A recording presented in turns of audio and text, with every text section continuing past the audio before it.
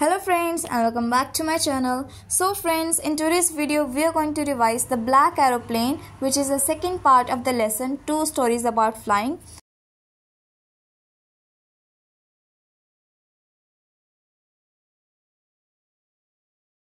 First part में हमने जो कि हिज फर्स्ट फ्लाइट था उसमें हमने सीगल के बारे में पढ़ा कि वो किस तरीके से अपनी पहली उड़ान भरता है।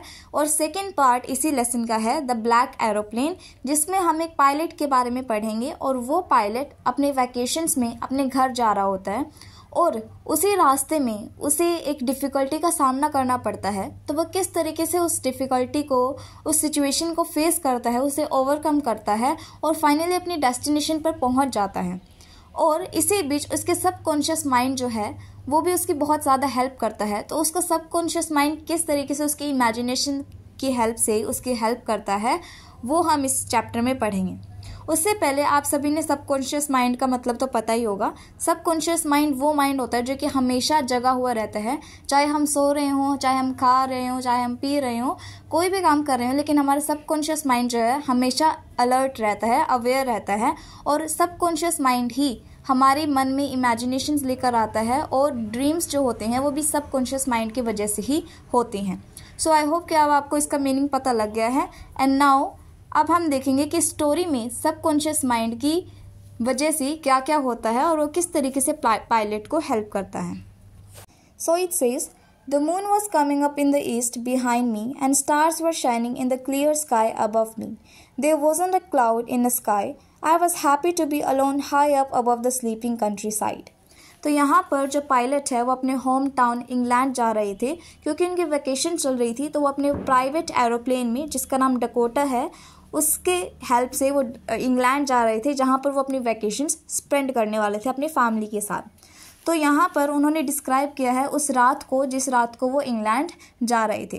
तो यहाँ पर नरेटर कहती हैं कि जो मून था वो ईस्ट साइड में स्काई में बिल्कुल चमक रहा था, दिख रहा था और वो जो मून है वो उनके पीछे था, यानी कि वो अपने एरोप्लेन से वेस्ट की साइड में जा रहे थे और ईस्ट के साइड में जो है मून उन्हें दिख रहा था। और जो स्टार्स थे वो क्लियर स्काई में चमक रहे थे, यानी कि स्काई जो थी उसमें बिल्कुल भी क्लाउड्स नहीं थे और स्टार जो है उस क्लियर स्काई में चमक रहे थे। और इसी को देखकर वो बहुत ज़्यादा खुश भी थे।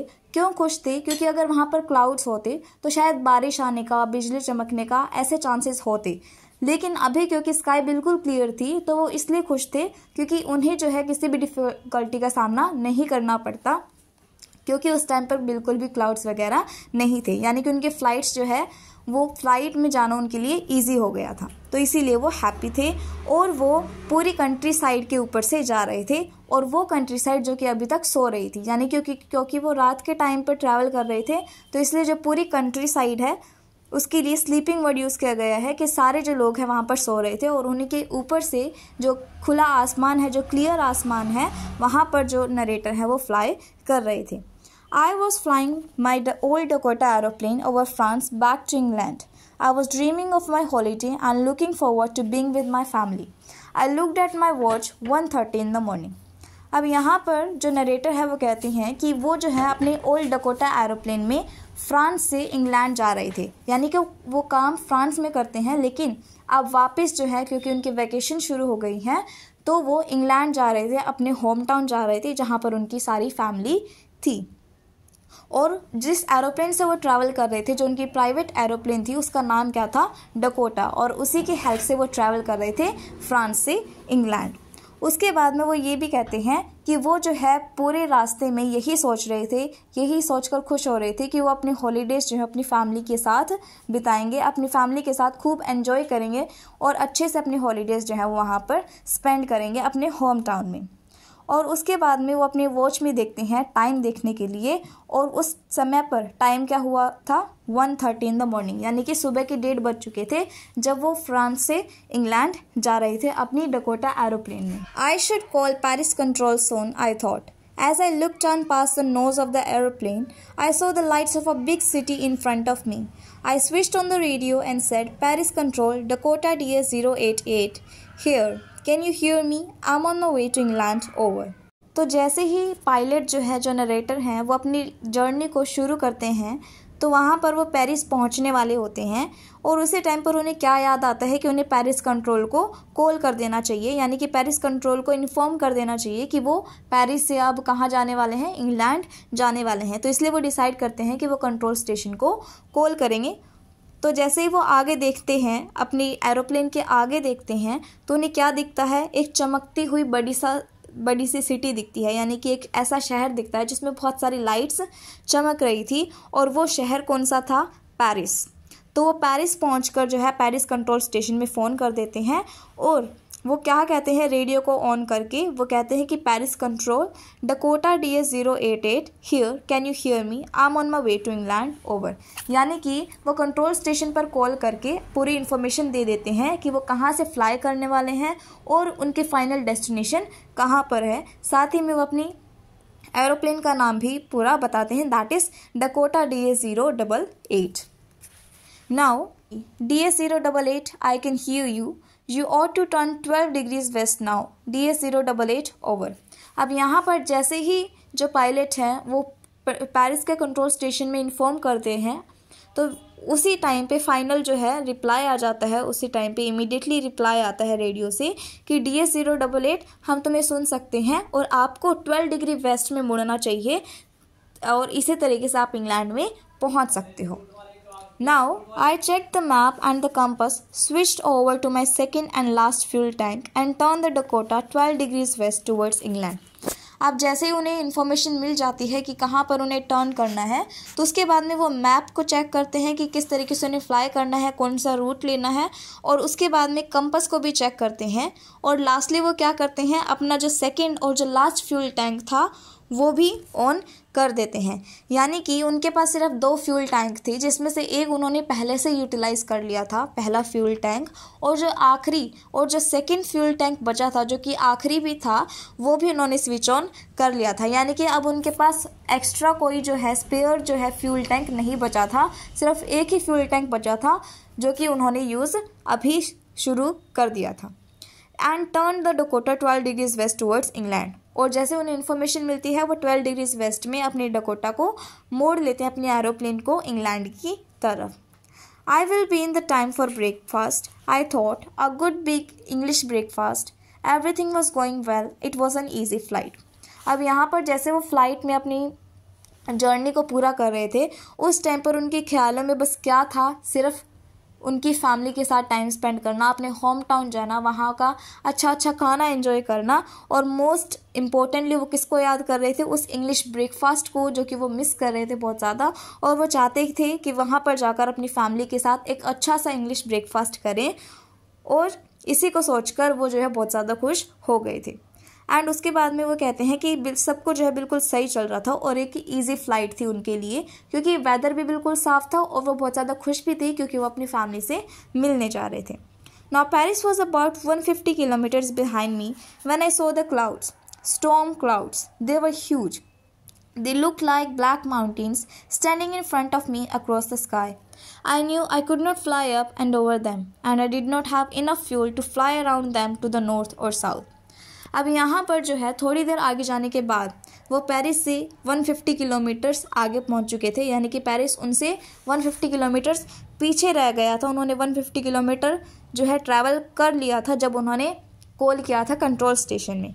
और उसके बाद उन्हें अपने पीछे क्या दिखाई देते हैं, स्टॉर्मी क्लाउड्स, यानी कि तूफ़ान वाले क्लाउड्स उन्हें दिखने लग जाते हैं। और ये क्या थे, एक सिग्नल था, एक वार्निंग थी कि कुछ गलत होने वाला है। क्योंकि पहले क्या था, स्काई जो है बिल्कुल क्लियर थी, बिल्कुल भी बादल नहीं थे, तो उन्हें कोई डर नहीं था कि वेदर जो है उनकी जर्नी में रुकावट बनेगा। लेकिन एकदम से क्या होता है कि स्टॉर्मी क्लाउड्स, यानी कि तूफान वाले जो क्लाउड्स होते हैं जिनके अंदर बहुत सारा पानी भरा होता है और ऐसा लग रहा है कि अभी बारिश आने वाली है, तूफान आने वाला है, तो ऐसे क्लाउड्स जो है वहाँ पर दिखना उन्हें शुरू कर देते हैं। और यही क्या सिग्नल था, एक वार्निंग था कि उनकी जो जर्नी है उसमें रुकावट आने वाली है। और ये जो क्लाउड्स थे वो बहुत ही ज़्यादा बड़े थे और इस तरीके से लग रहे थे कि वो ब्लैक माउंटेन्स हैं, यानी कि माउंटेन्स के जितने बड़े थे और विशाल थे और काले काले वो दिख रहे थे और वो बिल्कुल उनके सामने थे। नाउ अब वो सोच रहे थे कि उन्हें क्या करना चाहिए। उनके पास 2-3 चॉइसेस थी, डिसीजन थे जो कि वो ले सकते थे। पहला ये था कि वो जो है उनकी आगे पीछे जाकर यानी कि ऊपर नीचे किसी तरीके से उनको इग्नोर करके और दूसरी साइड से क्लाउड्स के ऊपर से या फिर क्लाउड्स के नीचे से जो है डकोटा को लेकर जाएं और अपने फाइनल डेस्टिनेशन पर पहुंच जाएं। लेकिन वो ऐसा नहीं कर सकते थे क्योंकि जैसा कि हमने पहले बताया कि उनके पास सिर्फ 2 ही फ्यूल टैंक्स थे, जिनमें से एक उन्होंने ऑलरेडी यूटिलाइज कर लिया था और उनके पास अब सेकंड बचा था जो कि लास्ट फ्यूल टैंक था और वही वो यूज़ कर रहे थे। तो इसीलिए वो ऊपर नीचे से क्लाउड को नहीं पार कर सकते थे, क्योंकि अगर वो ऐसा करते तो फ्यूल ज़्यादा चाहिए था और उनके पास इतना फ्यूल नहीं था, जिसके वजह से वो जो है उसे पार नहीं कर सकते थे। Now I ought to go back to Paris, I thought, but I wanted to get home. I wanted that breakfast. अब दूसरी चॉइस उनके पास क्या थी कि वो वापस जो है पेरिस चले जाएं, वापस अपनी फ़्लाइट को मोड़े और पेरिस चले जाएं और इंग्लैंड ना जाएं।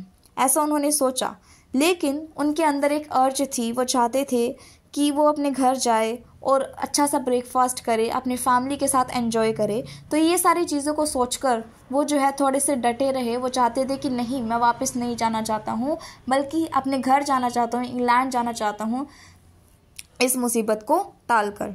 आई will take the risk, I thought, and flew that old Dakota straight into the storm. और फाइनली वो क्या डिसाइड करते हैं कि वो रिस्क लेंगे, यानी कि उन स्ट्रॉम के बीच में, उन क्लाउड्स के बीच में जो कि तूफ़ान वाले क्लाउड्स हैं, उनके बीच में से जाकर अपने फाइनल डेस्टिनेशन पर पहुंचेंगे। Inside the clouds, everything was suddenly black. It was impossible to see anything outside the aeroplane. The old aeroplane jumped and twisted in the air. I looked at the compass and I could not believe my eyes. The compass was turning round and round and round. It was dead. It would not work. The other instruments were suddenly dead too. I tried the radio. अब क्या होता है, उन्होंने risk ले लिया था कि वो फाइनली क्या उन्होंने डिसाइड करा कि वो क्लाउड्स के अंदर से जाएंगे और रिस्क लेंगे। लेकिन जैसे ही वो क्लाउड्स के अंदर जाते हैं, जैसे वो स्टॉर्म को एंटर करते हैं, एकदम से उनके आसपास का सब कुछ काला हो जाता है, यानी कि उन्हें कुछ भी दिखाई नहीं देता है। हर जगह उन्हें अंधेरा ही दिखाई देता है। और उस टाइम पर बिल्कुल ही इम्पॉसिबल था कि कुछ भी वो एरोप्लेन से बाहर देख पाएँ, क्योंकि हर जगह अंधेरा ही अंधेरा था, जिसकी वजह से वो कुछ भी नहीं देख पा रहे थे। और जो ओल्ड डकोटा थी, जो ओल्ड एरोप्लेन थी उनकी, वो इधर उधर लुढ़क रही थी हवा में, क्योंकि उनके क्लाउड्स के अंदर स्टॉर्म था, बहुत ज़्यादा बड़ा तूफ़ान था। इसकी वजह से डकोटा जो है वो भी जो है आउट ऑफ कंट्रोल जा रही थी और इधर उधर पलट रही थी।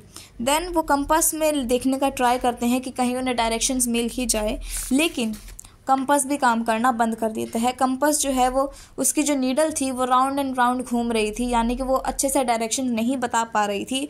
और ये जो है खतरे की घंटी बज गई थी इस टाइम पर, यानी कि जो पायलट था वो बहुत ज़्यादा डर गया था, क्योंकि ना ही तो उसके पास फ्यूल था और उसने रिस्क भी ले लिया था अंदर क्लाउड्स को पार करने का, और साथ ही में उसके जो इंस्ट्रूमेंट्स थे वो भी काम नहीं कर रहे थे। उसके बाद में उन्होंने ट्राई करा कि बाकी जो इंस्ट्रूमेंट्स है, बाकी जो भी उनके पास सामान है, उसे जो है वो कॉल करने की ट्राई करें। उन्होंने रेडियो को भी ट्राई करा कि वो कंट्रोल स्टेशन पर कॉल कर सकें, लेकिन उन्हें कोई भी जवाब नहीं मिल पाता है।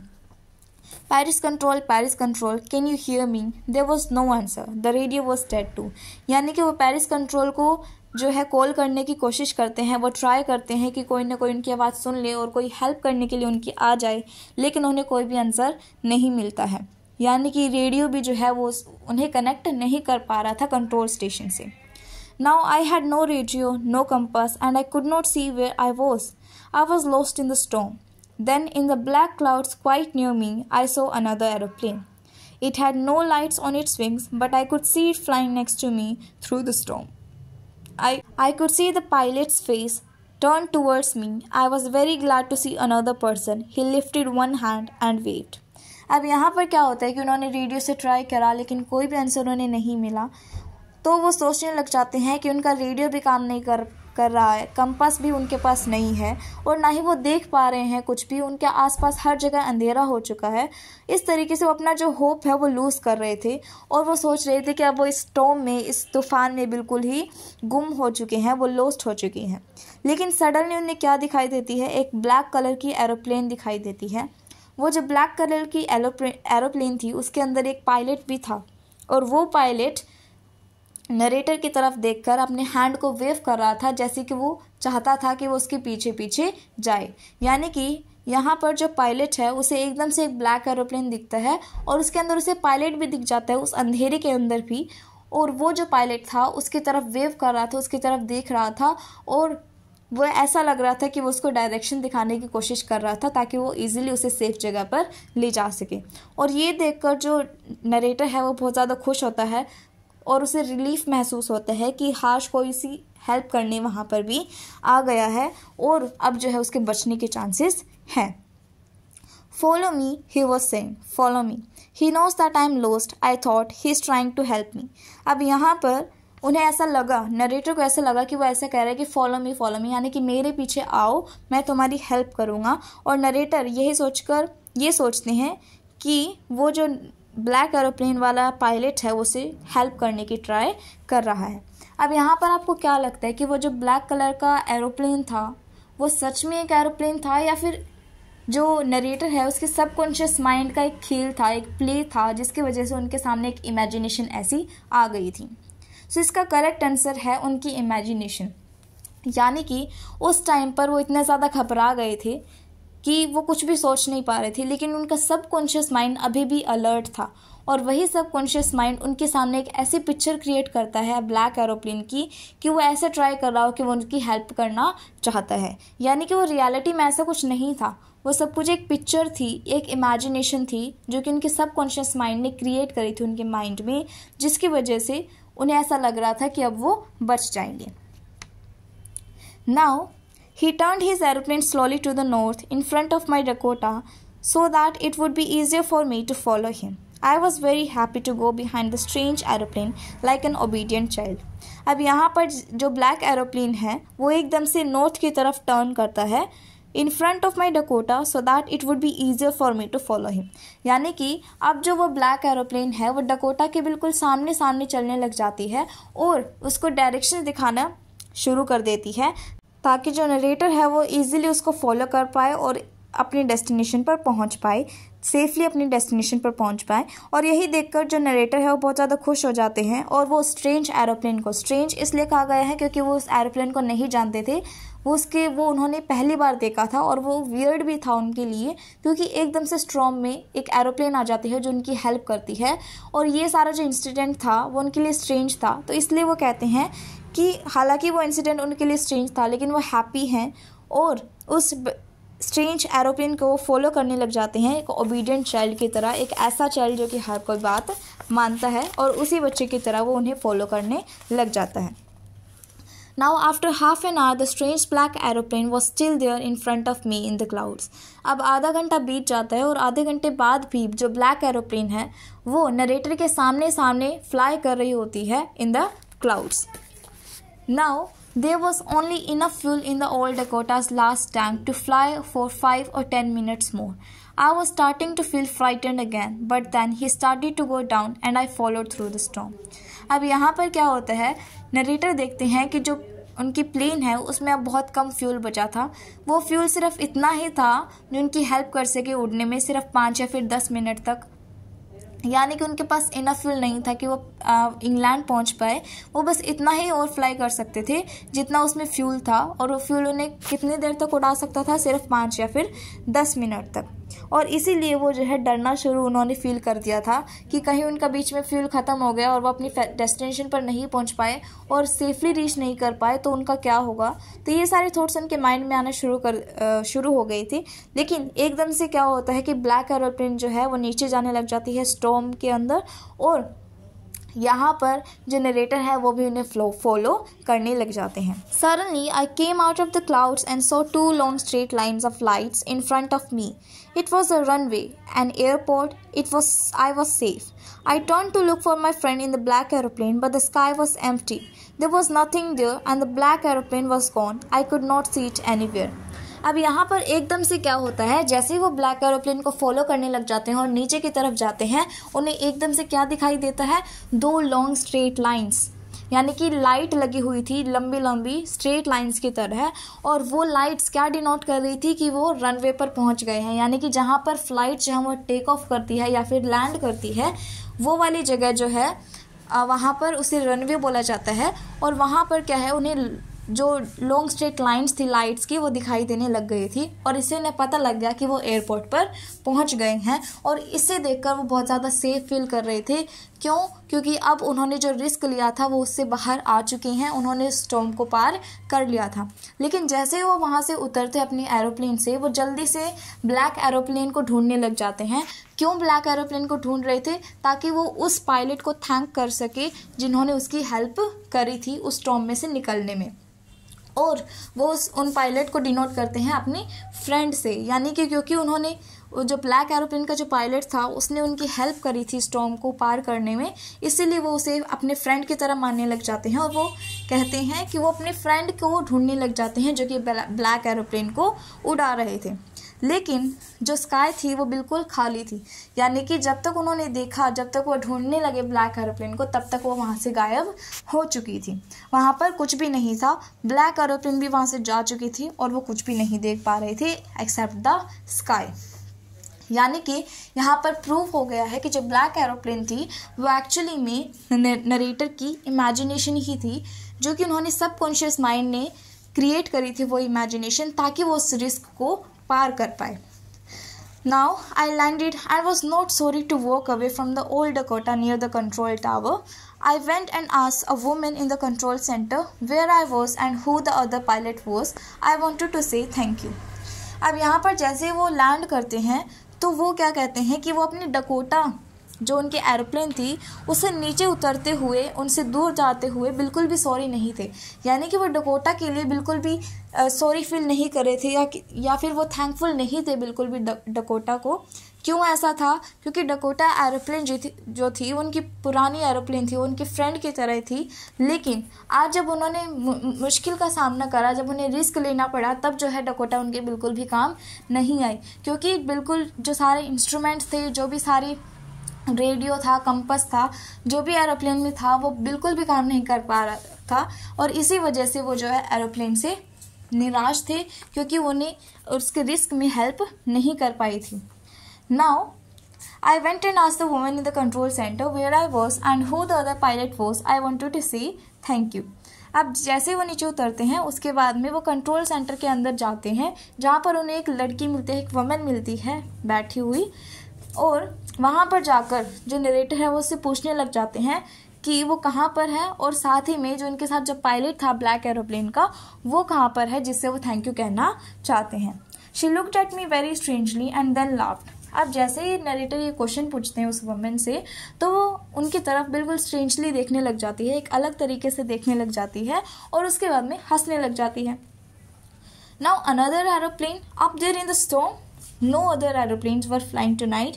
You was the only one I could see on the radar. अब यहाँ पर वो क्यों हंसती है? तो वो हंसने के बाद ये आंसर करती है कि एक और एरोप्लेन, वो भी उस स्टॉर्म में, कोई भी एरोप्लेन नहीं थी तुम्हारी एरोप्लेन के अलावा जो कि इस स्टॉर्म में फ्लाई कर रही थी। तुम्हारी जो एरोप्लेन थी वो एक सिंगल एरोप्लेन थी जो कि स्काई में फ्लाई कर रही थी और रडार में भी यही दिखा रहे हैं कि तुम ही जो है अकेले इस स्टॉर्म में फ्लाई कर रहे थे और कोई भी एरोप्लेन नहीं थी। यानी कि यहाँ पर दोबारा से प्रूव हो जाता है कि ब्लैक एरोप्लेन जो थी वो एक्चुअली में एरोप्लेन नहीं थी, क्योंकि रडार में भी जो है सिर्फ एक ही एरोप्लेन दिखाई दे रही थी, वो थी नरेटर की, और जो ब्लैक एरोप्लेन थी वो जस्ट एक इमेजिनेशन थी जो कि नरेटर के सबकॉन्शियस माइंड ने उनके सामने क्रिएट करी थी। So who help me to arrive there safely without a compass or a radio and without any more fuel in my tanks?